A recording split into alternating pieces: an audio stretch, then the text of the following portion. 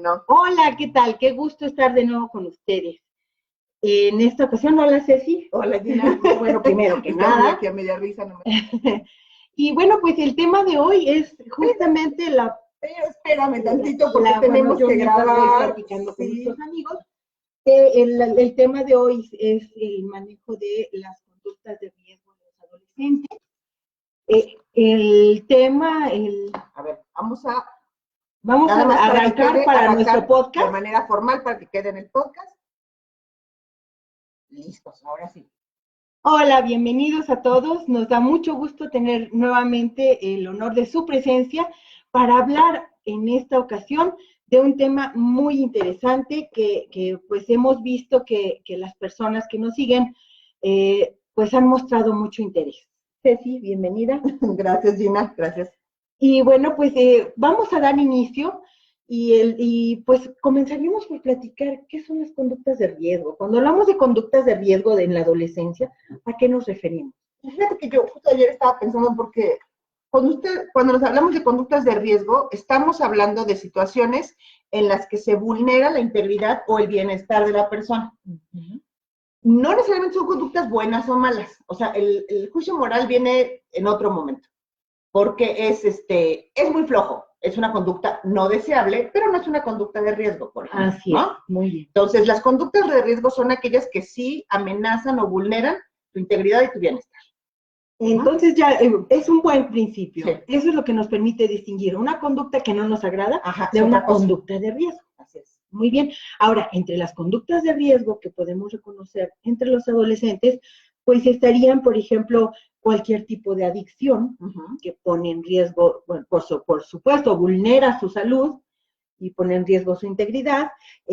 La agresividad, ya sea autoinfringida o también contra otras personas, la depresión, las relaciones sexuales, las enfermedades de transmisión sexual, el embarazo.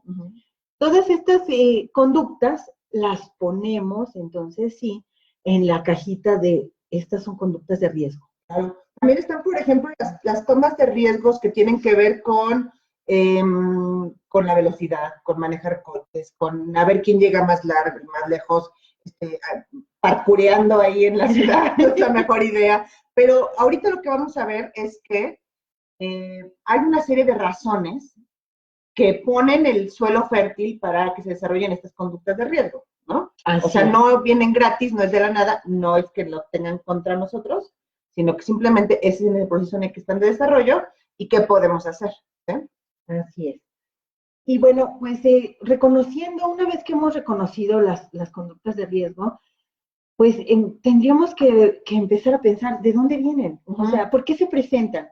¿Por qué particularmente en la adolescencia aquel niño o niña tan alegre, tan risueño, tan comunicativo, tan dócil, tan ternuro, se convirtió en una persona menos sociable y que más retraída, que exige más sus espacios, que me cuesta más trabajo comunicarme con ella o con él? ¿Por qué? ¿De dónde vienen estas actitudes que empiezan incluso a hacer la pauta para ponerlos en riesgo para estas conductas? Nos genera mucha angustia, ¿no? Como papás y como mamás.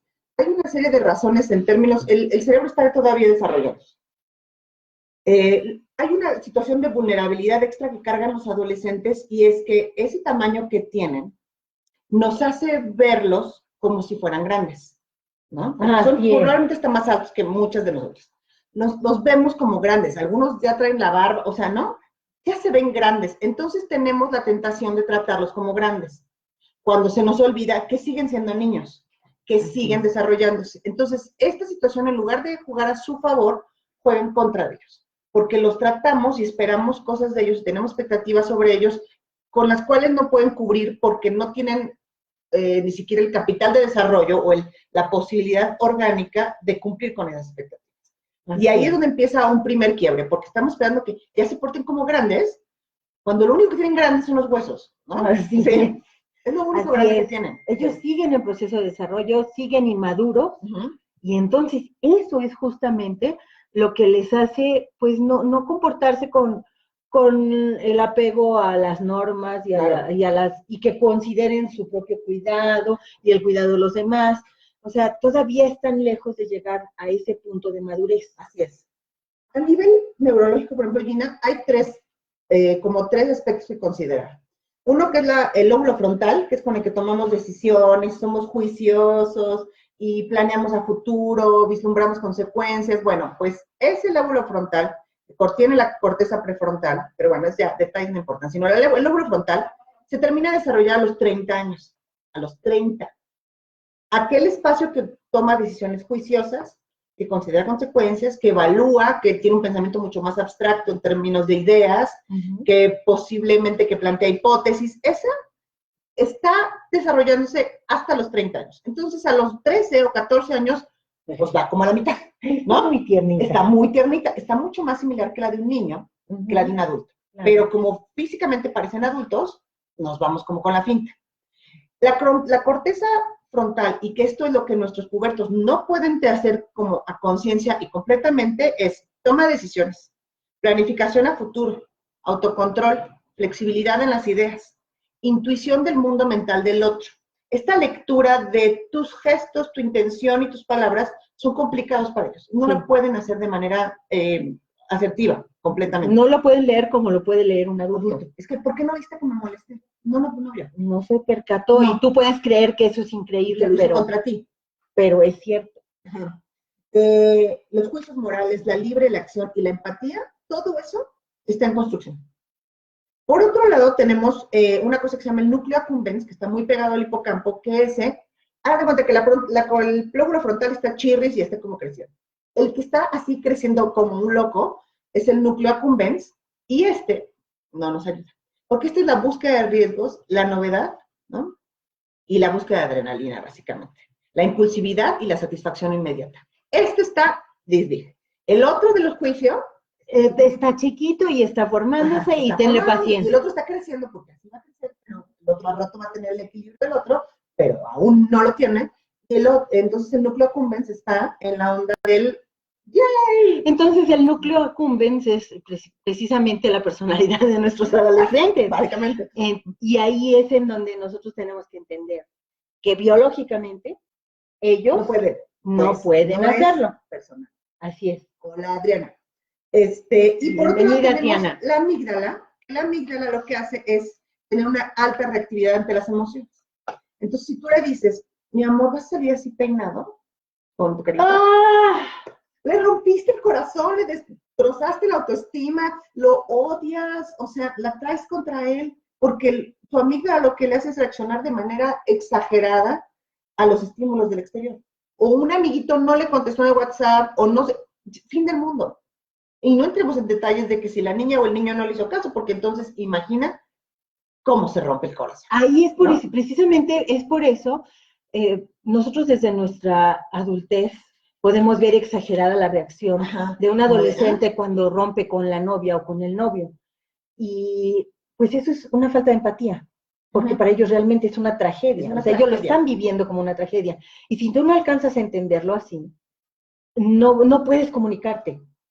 Es que como está tan grande este tema, además están llenos de dopamina y de serotonina, todo es mucho más intenso que lo que nosotros vivimos. Por eso a nuestras edades seguimos oyendo la música que oíamos en esa edad y recordamos con tanta nostalgia esas edades porque se grabó de manera muy fuerte en nuestro cerebro. Porque las experiencias son altamente gratificantes o altamente traumatizantes, pues, ¿no? Por otro lado. Entonces, lo están viviendo con mucha intensidad. Y, por ejemplo, el tema de la exclusión social, si no te junta alguien o tu mejor amiga deja de serlo, esto se vive a nivel biológico, a nivel cerebral, perdón, como un atentado contra tu supervivencia. Imagínate. Así de grave es. O sea, no es mi amiga como tú, como nosotros podemos pensar, qué ternura sus amiguitos chiquitos, ¿no? Para ellos es una red que les permite sobrevivir. Y cuando se rompe una de esas líneas de esa red... Eso lastima, duele muchísimo de una manera superlativa. Completamente. Que los afecta de una forma que a lo mejor para nosotros es difícil de entender. Claro, es difícil de entender si no nos acordamos de que cuando estábamos en esa etapa, y cuando nos sentíamos incomprendidos y cuando sentíamos que el mundo no nos entendía, bueno, pues era eso. Entonces, si hoy tratas de interpretar a tu hijo desde tu adultez y no entiendes empáticamente cómo está sintiendo las cosas, cómo las está percibiendo, comunicarte con ellos va a ser más difícil. Sí. Y menos posibilidades tendremos de prever estas conductas de riesgo y de mirar hacia donde tenemos que mirar. Los pubertos o los adolescentes están más chiquitos, su figura de autoridad somos nosotros, sus maestros, sus abuelos, su familia. En este momento, la figura de autoridad se desplaza hacia su grupo de pares. Entonces, su autoridad a la que quiere agradar no eres tú, mi reina. Es el cuate del salón, la niña del salón. Esa es la autoridad a la que responden, porque de ahí depende su supervivencia. Así es. Entonces, tú estás queriendo que responda a tu autoridad, pero él o ella ya la desplazó a otras personas. Entonces, ahí es donde hay que poner los ojos. Su foco de atención ya está volcado hacia sus pares. Y ese es otro de los factores que nos provocan el riesgo. Uno es el biológico, que nos acabamos de ya estamos, o sea, así es. La otra es los pares, o sea, si ellos están depositando la importancia en quiero agradar y quiero pertenecer a este grupo, y los pares tienen conductas de riesgo, yo las voy a asumir y voy a seguir esas conductas de riesgo, y los consejos de mamá y los consejos de papá van a quedar en un segundo plano, porque lo importante es agradar y pertenecer a este grupo. Entonces, de ahí la importancia también de darnos cuenta quiénes son los pares, con quiénes conviven, con quiénes están nuestros hijos, quiénes son sus amigos, cómo piensan sus amigos, porque en ellos mi hijo o mi hija está depositando la relevancia, el afán de seguir, de pertenecer. Así es. Ahí creo que me parece que es una manera sí eficaz, sí sustentada de protegerlos. Saber de quién está rodeado, porque hoy las personas que lo rodean van a tener una influencia determinante, Lina. Sí, o sea, sí suena muy fuerte, pero así es. Porque esas son las personas con las que quiere tener éxito, agradar y complacer.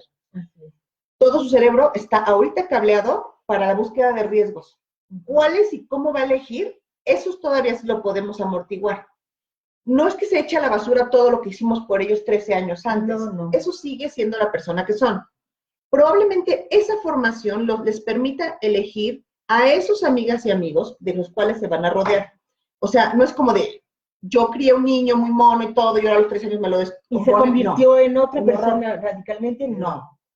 Toda esa persona que formamos, esa es la persona que va a elegir a sus amistades y va a elegir los pasatiempos de los que se rodea, las personas de las que se rodea y demás. Entendamos también que está todo esto cableado del cerebro para que no contemple todos los riesgos, para que haga cosas un poco estúpidas y demás. ¿Cuáles y qué tan estúpidas sí se pueden amortiguar, ¿no? Entonces, lo que hay que entender, y no es para ponernos en el plan de, ay, pobrecito, pues está desarrollándose, ¿no? Ajá. Y entonces, pues, le va a regar un montón, pues, bueno, ¿no? No es así la posición, simplemente es entender de dónde viene, por qué son así las cosas y qué podemos hacer. Y la atención sobre el grupo de pares me parece que sí es crucial. Así es. Y entonces, bueno, ya estamos definiendo muy bien qué es lo que los pone en esta vulnerabilidad y en esta posibilidad de caer en conductas de riesgo. Y de acuerdo con los estudios que se han visto, las conductas de riesgo pueden ser enfocadas desde dos perspectivas, desde dos puntos. Uno, la prevención, que es el más importante y el preferible, y el de atención, ¿verdad? Bueno, si nosotros estamos hablando en términos de prevención, uno de los factores clave que son reconocidos como el más importante que incide para proteger a los niños y niñas en esta etapa es el estilo de crianza. El estilo parental, la forma en la que tú te vas a comunicar, porque justamente lo que tú estás comentando, si los padres van a tener una influencia tan fuerte en las conductas de mi hijo o hija, bueno, pues tu crianza tu estilo de crianza les va a permitir a ellos elegir bien a sus amistades, decidir con quiénes quieren estar, quiénes van a ser las personas importantes en su vida, en su ámbito de amistad. Entonces, tu comunicación, la forma en la que te comuniques, el apoyo que le brindes y el monitoreo que realices por esto que tú decías. Nosotros de pronto creemos que ya son más grandes y contrario a lo que se debiera hacer, llegan a la secundaria y los sueltas. No es que ya son más grandes, era cuando más los tenías más cerca tenías que estar. Porque cuando eran pequeñitos no tenían esos alcances que ahora tienen y no tienen todos estos factores que acabamos de describir. Entonces, es cuando tienes que estar más cerca. Muy cerca, de una manera muy cuidadosa, porque justamente en esta configuración de la identidad, en la que empiezan a separarse de la familia de origen, una de las cosas que hacen es desafiar las reglas ya establecidas, ¿no? O sea, al principio era, quiero cumplir las reglas de mis papás o de mi casa. Y ahora lo que quiero es desafiarlas y ver hasta dónde llegan y de qué manera las voy a reconfigurar, porque me estoy armando como una persona adulta. Entonces, nuestra intervención aquí es distinta que con un niño más pequeño, ¿no? Así es. Que le dices, haz esto y pues, probablemente lo haga, o no le queda otra y finalmente lo haga, ¿no? Entonces, esta parte del desafío de las reglas es un reto para nosotros como padres de adolescentes para saber de qué manera acercarnos. Me parece que una de las cosas que no podemos perder nunca de vista es no perder de vista el proceso por el que están atravesando, social, psicológico y biológico. O sea, no demos por hecho nada, ni que son bebés, ni que son grandes. Son adolescentes y eso trae una serie de características particulares y ahí es donde tenemos que estar siempre claros. O sea, estamos hablando con un adolescente, con alguien que está en un proceso muy álgido de desarrollo, está pasando por muchas cosas y además a todo eso sumemos de la carga hormonal. Además. O sea, biológicamente ellos, eso es lo que no los pone en condiciones todavía de hacerse dueños de su vida. O sea, por eso están en proceso de formación. Entonces, bueno, pues en nuestro estilo de crianza, mencionábamos, debe ser así como que muy equilibrado. Exacto. De establecer normas, establecer límites, por supuesto, pero si tú te excedes en ese rigor, lo que va a pasar es que te vas a desconectar. Corres el riesgo, no quiero ser determinística, ¿no? Pero estás en riesgo de romper el vínculo que te une con tus hijos y entonces eso va a hacer que sea todavía más difícil comunicarte con ellos. Claro. Porque si tú eres muy estricto y tú eres muy, muy fisgón y quieres tener todo bajo control y te excedes en tu control, ellos ya no están para tolerar eso, van a explotar y vas a romper un camino de diálogo que tienes que fortalecer justo en esta edad. Así es. Y tendrías que estar viendo cómo lo fortaleces, cómo te acercas y cómo es la manera en la que ahorita puedes proteger. Yo pienso, por ejemplo, ¿qué dice Arturo? Dice, en la vida hay muchos riesgos, creo que vale la pena correrlos. Y algunos, no todos.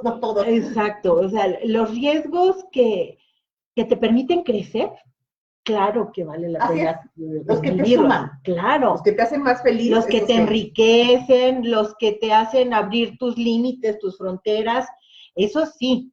Claro. Pero los riesgos que ponen en peligro tu integridad física, tu integridad y tu salud y tu bienestar, esos no. Esos son los que hay que cuidar, chama. Los que te suman y te hagan muy feliz, pues sí. Pero los que te ponen en riesgo, ahí es donde no.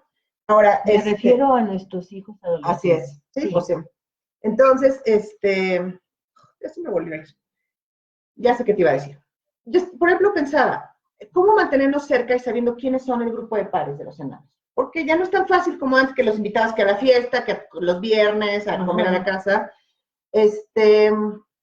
Hay cosas que a lo mejor son difíciles de pasar, como el desayuno de mamás del salón, pero que hay que pasar. Hay que atravesarlo porque eso te permite conocer.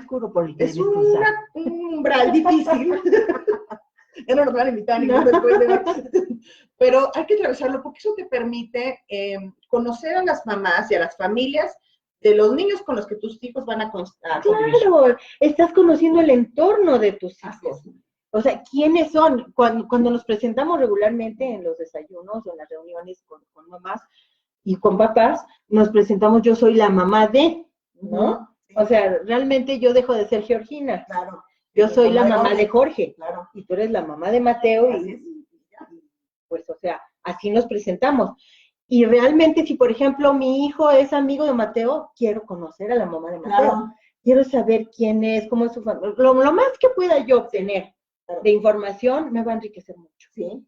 Vas viendo, ¿no? O sea, vas viendo, no es que vayas a prohibir amistades, pero sí vas ayudando a la regulación, porque justamente la posibilidad de regularse, cuando están los enanos buscando gratificaciones inmediatas y mucho placer, porque además buscan placer y lo que obtienen de recompensa a nivel cerebral es muchísima, ¿no? Entonces, ¿por qué habrían de dejar de buscarlo? Y si resulta que el simpático del salón o el arriesgado del salón, ¿no?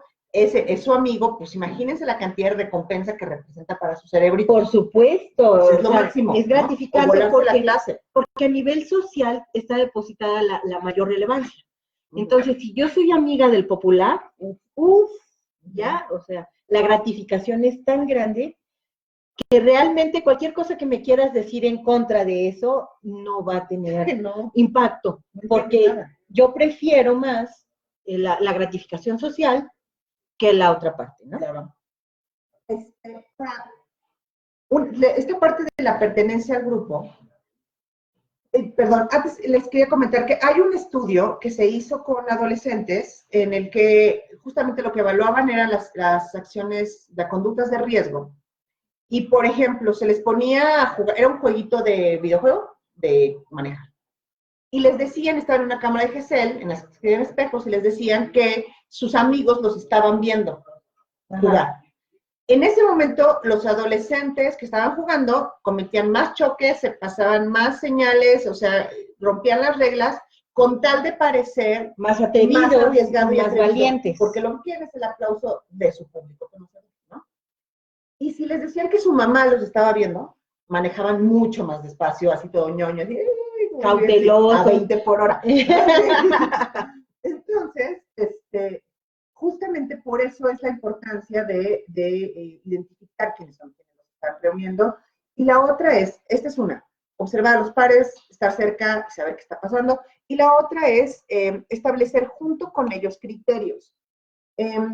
Como una vez comentaba, un amigo muy querido me decía una vez que los problemas son problemas de conceptos.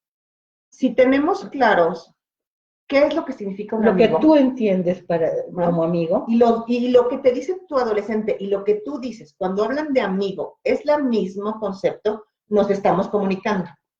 Si él por amigo entiende cualquier persona random con la que juega en el Xbox, y tú estás pensando en amigo, en el amigo de quien depositas tu vida y tus mayores secretos. No nos estamos entendiendo, no estamos comunicando. Entonces dices, es que tus amigos, si tú no tienes amigos, entonces yo tengo 1000 amigos, y qué volé. Entonces, establezcamos juntos con nuestros adolescentes conceptos en común. No significa que se los vamos a dictar. Establezcamos es a través del diálogo. Ojo, no es, yo te voy a dictar, mijito, qué es lo que debe significar para ti un amigo. No, apréndetelo. No. Hablemos y entendamos. Es la manera en la que podemos entender su concepto, ¿no? Y podemos establecer diálogo y incluso, pues, ampliar la perspectiva en dado caso, ¿no? Claro. Pero no es peligro, por ejemplo, ¿no? O sea, puede ser una situación de peligro. Porque si se los preguntan a sus adolescentes, a lo mejor hoy mismo se van a infartar porque a lo mejor ni siquiera lo tienen claro. Entonces, vayamos ayudándolos a construir el concepto de peligro. ¿Vale? Muy bien. Bueno, ahora, hoy otra cosa. Los niños y niñas más pequeños tienen una cosa que se llama pensamiento egocéntrico. Que no es egoísta, que muchas veces se ha confundido como si fuera un pensamiento egoísta. No, no es egoísta. No. Significa que ellos son la medida de las cosas. Y todo lo que sucede tiene que ver con ellos o con ellos. Ahí están los riesgos de mis papás se separaron, seguro es algo que yo hice. Para que no se separen, seguro hay algo que yo pueda hacer. La maestra me trata mal, seguro es algo que yo hice, ¿no? O sea, todos ellos son la medida de las cosas, pues porque tampoco tienen una capital de experiencia que les permita contrastar con otras personas y con otros mundos. Entonces, este pensamiento egocéntrico, cuando se va desarrollando en los adolescentes, se vuelve una cosa que se llama pensamiento omnipotente. Es, yo puedo todo. Soy poderoso y soy la mera onda. Así es. Yo lo que quiera. ¿Por qué? Porque además, eso es un mecanismo de defensa. Se ven grandes, se sienten chiquitos, están descontrolados, sus reacciones están muy fuera de control. Entonces, entre todo este caos, yo me voy a sentir súper poderoso e inmortal como para reemplazar esta pérdida de control. Esta sensación de omnipotencia los pone en riesgo. Claro, mucho riesgo, porque yo puedo consumir esa sustancia, me puedo empacar 7 botellas. A mí no me va a pasar. Puedo manejar así, yo puedo pelearme con ese grandote de la fiesta y no me va a pasar nada. Este pensamiento omnipotente en sí mismo es un riesgo, ¿no? Entonces ahí ya, pues como que nos está clarificando todo esto, ¿por qué se comportan así? Claro. ¿Por qué suceden así las cosas? O sea, no es gratuito. No es que ellos se les haya metido pitufe y ahora estén decidiendo actuar de una manera errática para molestarte. Ya como que está quedando bien claro los motivos que mueven las conductas de los adolescentes, lo que les atrae, lo que los mueve. Y esto haciendo, pues así como que un énfasis en la importancia que tiene nuestro estilo parental para apoyarlos ante estas situaciones que están viviendo. Bueno, pues nos ponen en alerta de ahora más que nunca es que tienes que estar más cerca de tu hijo, que tienes que comunicarte mejor. No lo invadas porque entonces se va a sentir agredido, o sea, tu invasión es una agresión a su privacidad, entonces debe ser cauteloso, nos tenemos que acercar, tenemos que escucharlos. Eso de que de pronto se confíen, ¿sabes qué, mamá? Es que ahora me gusta tal niña. Y que luego en el desayuno del sábado todo, le gusta, vamos a hablarle por teléfono. O sea, entonces, ¿sabes qué? Le estás demostrando que cometió un error en confiar en ti. Entonces, lo que te dice, tú, es un secreto, o sea, no lo puedes mencionar en otro momento si él no lo está mencionando, ni delante de otras personas, porque estás rompiendo la confianza que está depositando en ti, ¿no? Fortalecer entonces el diálogo, la comunicación. También asegurarte de establecer los límites. Tu rol protector no eres su cuate. No por permanecer cerca de ellos nos convirtamos en sus cuates, porque no lo somos. Somos sus padres, sus madres, y tenemos la responsabilidad de su cuidado. Entonces, nunca dejes de lado el rol protector que te corresponde desempeñar. Si tú no lo dejas de lado, si tú siempre lo tienes presente, y en lugar de estar pasando por alto cosas para que no se rompa ese vínculo que creaste, el vínculo que tienes que establecer con él es de confianza, no de complicidad. No es de, oye, ¿sabes qué? Pues si se va a echar unas copas, que se eche sus copas conmigo, ¿no? Le voy a enseñar mejor que aprenda a tomar aquí. También va a chocar, también lo vas a acompañar a cosas.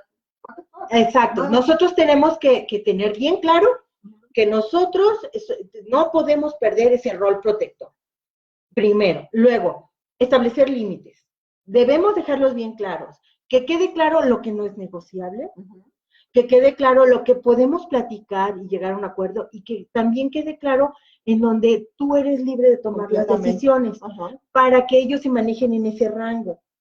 Y entonces, abriendo esa libertad con límites, ellos no se sienten asfixiados. Así es. Y esos digamos, eso que dices, Gina, siempre me lo imagino como círculos concéntricos, ¿no? O sea, como lo que no, lo que puede y lo que sí se puede, China libre, ¿no? Medio China Así libre. es. Y eso tiene fronteras abiertas, o sea, ¿no? Está en constante, digamos, comunicación, se van replanteando y ellos van ganando autonomía, ellos reclaman autonomía de manera muy tajante, pero al mismo tiempo, mientras los estamos viendo crecer, vemos que es dialéctico, pues, ¿no? O sea, no es que cada vez son más autónomos, van y luego tienen una regresión sototototas a bebecito. Y tú que creías que ya estabas muy avanzado y comete algo, una barbaridad pequeñito, ¿no? Pero pues entienden, así es. Y no lo ridiculices, nunca, no está permitido ridiculizar. Ellos están en formación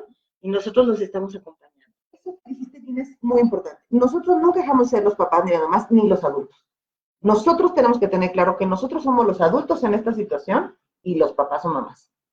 Ellos son los niños y son los hijos. Entonces, dejemos claros los roles y dejemos claros los papeles para que no sean ellos los responsables de nosotros, ni nosotros les alcahueteamos cosas que no deberíamos, o sea, se hace un relación, sí. y se establecen vínculos erróneos que después pueden derivar en problemas más graves, ¿no? Claro. En complicaciones, porque desde el principio tú estabas ejerciendo un rol que no era el que te correspondía, ¿no? Y también una parte, como estamos hablando de prevención, cuando ellos todavía son niños, el que nosotros ayudemos a su madurez emocional, a su desarrollo emocional, va a ser una de las principales herramientas y una de las principales fortalezas que van a tener cuando lleguen a la etapa adolescente. O sea, por eso que tú dices, todo eso que tú le diste en su etapa de infancia no se pierde.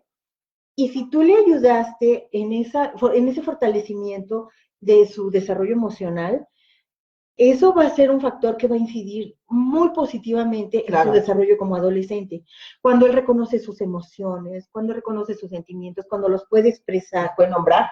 Así es. Tiene alternativas sanas para expresarlos. Si tú desde pequeños le enseñaste a trabajar esa parte y a reconocer sus emociones y a ponerle un nombre y a expresar sus emociones, le estás dando una ventaja enorme para cuando llega a esta etapa. Claro. Porque muchas veces los adolescentes, la queja de los papás es que ellos se cierran. Los adolescentes se cierran. Yo quiero hablar, quiero acercarme, lo veo triste o lo veo preocupado, pero me acerco y me dice nada. Bueno, esta parte podría mejorar mucho si cuando estamos en la etapa temprana, pues provocamos un desarrollo emocional saludable, ¿no? Y fíjate, ahorita que se cierra o está con los audífonos, cuando estaba viendo el tema de las partes del cerebro, justamente una manera para que se desarrolle de buena manera este núcleo accumbens, que es como todo loco y arriesgado, es escuchar música. Por eso están pegados a los audífonos. Y todos los tuvimos, nosotros igual sí teníamos unos audífonos de esos naranjas todas arriba, ¿no? Teníamos, pero nos volvemos tan cercanos a la música, porque además eso les ayuda a terminarse de desarrollar. Así es. Entonces, no quiere convivir todo el tiempo, quiere terminar de comer y levantarse de la mesa y no quiere jugar uno ahorita en la cuarentena, déjalo en paz. O sea, déjalo, busca otros nuevos espacios. A lo mejor tienes hijos más chicos, en los que tienes otras dinámicas todavía, y se acercan a platicar contigo en otros momentos. No esperes que en ese mismo momento se acerque tu adolescente. El adolescente requiere otros momentos, otros espacios. A lo mejor tú te acercas o le dices, oye, encontremos una manera de reencontrarnos en otras dinámicas, ¿no? Pero no depositemos en ellos la responsabilidad de buscar ese espacio. No. O sea, porque la que se está dando cuenta de que es necesario estar cerca eres tú. Él solo tiene la necesidad, o él o ella, solo tiene la necesidad de, déjame mi espacio, déjame libre, por favor. Así es. Entonces, no dejemos en ellos la responsabilidad de buscar esos espacios, pero sí, nosotros como papás, bueno, no me puedo acercar de esta manera, busquémoslo por otra. Hasta que encontremos la forma en la que llegamos y coincidimos y se abre y dialogamos, pero porque nosotros tuvimos la paciencia y además tuvimos la sensibilidad, ¿no? Sí. Para encontrar cómo llegarle a mi hijo, cómo llegar y comunicarme con él o con ella y establecer ese vínculo que estamos diciendo que es tan importante y que lo va a prevenir de muchos riesgos, ¿no? Pregúntenle de sus amigos, pregúntenle la música que escucha, interésense genuinamente en la música que está escuchando, en las apps por las que están navegando, y no con esta mirada siempre fuerza de, voy a ver qué cosas está viendo toda fisgona, sino de verdad genuinamente interésense en lo que está haciendo, o en lo que está jugando en el Xbox, o en lo que está leyendo, o sea, háganle preguntas sobre sus intereses, que los hagan sentir que son unas personas valiosas y valoradas. No nada más que te acercas a ver qué está haciendo, nomás para vigilar, sino porque genuinamente quieres saber sobre eso, ¿no? Esas son maneras de acercarse. Pásense memes con los niños, ¿no? O sea, hay muchas maneras de empezar a encontrar puntos de diálogo en los que nunca dejamos de ser sus mamás, pero nos acercamos preguntando quiero saber en qué estás, en qué andas, hermano, ¿no? Otra cosa importante para nosotros es no reaccionar ante las provocaciones. Acordemos que están en una rueda de la fortuna emocional, Entonces, donde los agarremos mal parados, en una mañana, una tarde, una noche, y te contesta feo y tú reaccionas de manera emocional también a eso, perdiste. Spoiler, no va a acabar bien, ¿no? Sí. Ya, perdiste. Uno cool, recogido, ¿no? Entonces, la víscera adentro, así bien amarradita, y el puberto responde de una manera que no es la adecuada. Claro que se puede decir, oye, no me parece que me hables así, oye, cuida tu tono de voz, o vamos a, si quieres, platicamos en 10 minutos. No significa que, ay, como está emocionada, me tengo que aguantar de aquí hecha bolita. No. No, no. Pero no caigas en la provocación. Exactamente. Ya, o sea, la explosión, el grito, el manotazo lo dio él. Pero si tú das otro manotazo, otro grito, entonces ya te subiste al ring. Eso no va a ayudar. Entonces, recordemos que ya habíamos dicho que cuando estamos en medio de la crisis, no es momento de querer dialogar y de reflexionar. Oye, acuérdate que cuando platicamos me prometiste, espérate, reflexiona ahorita está como furia con el fuego en la cabeza y tú quieres reflexionar. No, pues no es momento. Entonces, no nos subamos al ring y no debemos querer arreglar la crisis en medio de la crisis. Recordemos que tienen una mala lectura de los otros. Entonces, lo que digan o hagan no lo tomemos personal. No es contra ti. No le da la cabeza mucho ahorita, está en proceso de que le dé y hay que formarlos, sí, pero no es personal. O sea, la lectura de gestos, intuiciones y acciones no es la mejor. Ni te dejó de querer, no. Ni te odia tampoco. Ni te odia, ni te menosprecia, ni considera que no vales nada. O sea, no te tires al piso. Te está tratando mal, te está hablando mal, sí es cierto, y vas a tener que hablar de eso, pero después. Pero eso no quiere decir que te la creas. No quiere decir que de pronto sientas, ¿cómo fue que me dejó de querer mi hijo? Me odia. O sea, no. Así es exacto, cuando los hijos se van. No. Vamos a centrarnos, recordemos que los adultos somos nosotros, y entonces entenderemos que, bueno, está pasando por un mal momento, y que llegará el momento de hablar con ellos y decirle, oye, ¿sabes qué? Sí, cuando estás enojado, dices cosas que son hirientes y eso está feo. Así es, o sea, tienes que buscar otra manera de decir las cosas y ellos, por supuesto, que lo van a entender, pero si lo dices en el momento correcto. Claro. Otra cosa importante es el proceso de desarrollo del pensamiento abstracto, sí, un proceso. Entonces, si nosotros hablamos de, es que tú en el futuro, cuando crezcas, ¿qué es lo que estamos diciendo? El futuro parece ser el próximo fin de semana, ¿no? Entonces, más allá no hay. Entonces, hay que mantenernos en un lenguaje y en ejemplos y en cosas muy sensoriales y concretas.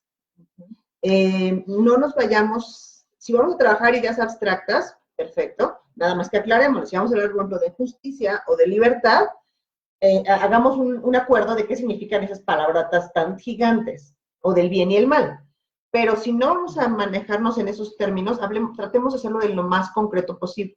Podemos tocar conceptos muy abstractos, como justicia o libertad, o el bien y el mal, nada más que hagamos un terreno firme antes, aclaremos que cuando estamos hablando de justicia, estamos hablando de X cosa, de manera muy concreta, muy clara, para que entonces podamos con eso allanar el camino de comunicación, ¿sí? No podemos dar por hecho que estamos comunicándonos en términos, compartiendo los mismos conceptos, sobre todo cuando ellos están en este proceso de reconfiguración de identidad y personal. Entonces, probablemente si pensamos que hayamos tenido como muy amarrado el concepto de justicia, que no sé si alguien ya lo tenga muy amarrado, por favor, pásenlo, por favor. Por favor, porque ¿no? O de libertad. Es complicado. Estaría muy genial. Si alguien ya lo tiene muy terminado, genial. Pero si no, todos estamos en proceso de reconfiguración de este tipo de conceptos, y más ellos, que vienen de ser niñitos, están configurando como otra cosa y están seguramente replanteándose cosas.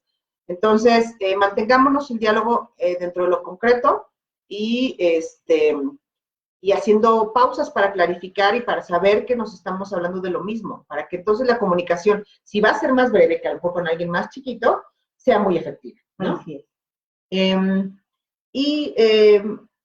Una cosa más que quería yo comentar es la importancia también del lenguaje no verbal con ellos, ¿no? Sí. Estamos diciendo mucho del lenguaje, pero si nuestro lenguaje no verbal es así, qué horror, de qué exasperación, pesadilla, Roberto. Lo estamos leyendo, ¿no? Se lo estamos diciendo de otra manera. Es nuestro lenguaje verbal y no verbal tiene que ser verdaderamente empático, de escucha y comprensivo. Tú nada más considera cuando tengas ganas de hacer esas caras de fastidio que a veces nos salen como papás o mamás cuando nos dicen alguna barbaridad, pues tú nada más imagínate, invierte los papeles y piensa que alguien con quien tú estuvieras hablando, de pronto voltea los ojos al cielo y dijera, ya vas a empezar. O que te pusiera una etiqueta como aborrecente, o cualquier cosa que sea despectiva o peyorativa de tu persona. ¿Cómo te sentirías? Bueno, pues ellos se sientan igual. Ellos igual pueden percibir ese rechazo en las actitudes, en la forma en la que te expresas de ellos y con ellos, la manera incluso en que con el fastidio o con el ánimo y las ganas con las que te diriges hacia ellos, ellos también lo perciben y ellos van a reaccionar a esa actitud con la que tú los tratas. Y luego la otra que también hacemos es, a veces con la buena intención, bueno, casi siempre yo creo que con la buena intención, de ayudar, de decirle, mi amor, eso ahorita lo sientes así porque estás chiquito, ¿no? Porque no has vivido, por eso te parece esto un big deal, el tema de la novia o del amigo. Ay, no, pero mi amor. Que crezcas. No creas que se acabó el mundo. Es cualquier cosa. Cuando seas grande te vas a dar cuenta de lo que realmente es importante en la vida. Y entonces, ¿mientras qué hago? Mientras, porque ahorita sí siento que se me está acabando el mundo, ¿no? Así es. O sea, ahorita mientras, ¿qué puedo hacer? Sí se me está acabando el mundo, sí siento que se me devastó los pilares de mi vida. ¿Cómo le hago? ¿No? Así es. Entonces, creo que esa parte también es importante. No estar dando, a lo mejor queremos como minimizar o hacer que la pasen menos mal, pero puede resultar contraproducente, ¿no? Pues, creo que estamos. Yo creo que todos los temas que teníamos considerados para el día de hoy los tenemos ya cubiertos. Tenemos, no tenemos más comentarios. Esperamos que haya sido de utilidad, de su interés. Y bueno, pues por aquí nos seguiremos viendo en nuestros lives. Muchas gracias por acompañarnos. Muchas gracias. Hasta luego.